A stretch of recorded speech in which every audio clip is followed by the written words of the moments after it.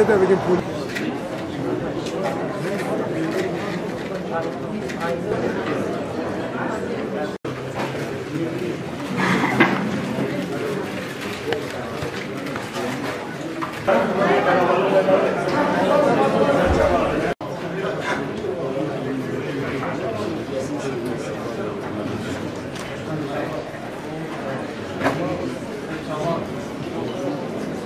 Yani Faruk arkadaş gerçekten anlatılmakla bitmeyecek çok önemli meziyetlere, özelliklere sahip birisiydi.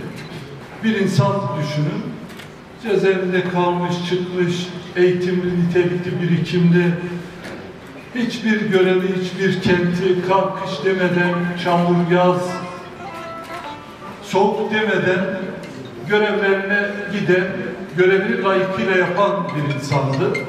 Emin olun gittiği her yerde, inanın bana belki yüzlerce telefon geldi. Attığım mesajın altına belki yüzlerce yorum yapıldı.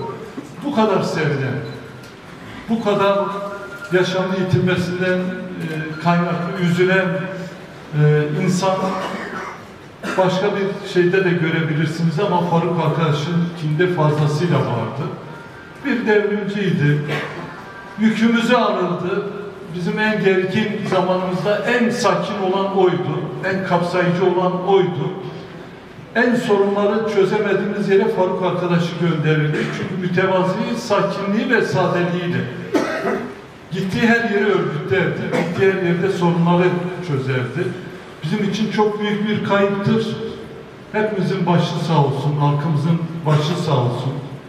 Kürtçe'de söyledim.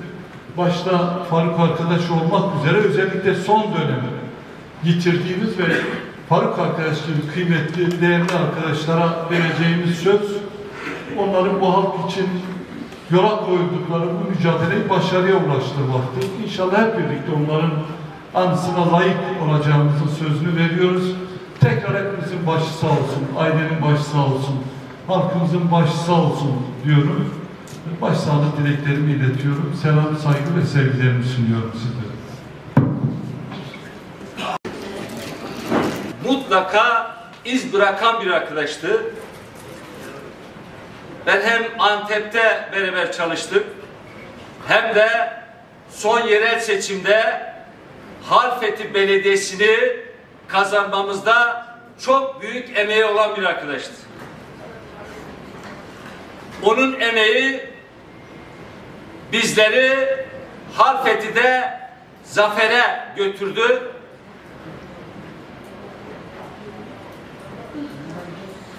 Ruhumuzla anıyoruz arkadaşı tekrar hepimizin başı sağ olsun diyorum. 2021'de kendisinin kaleme aldığı, paylaştığı bir yazı var.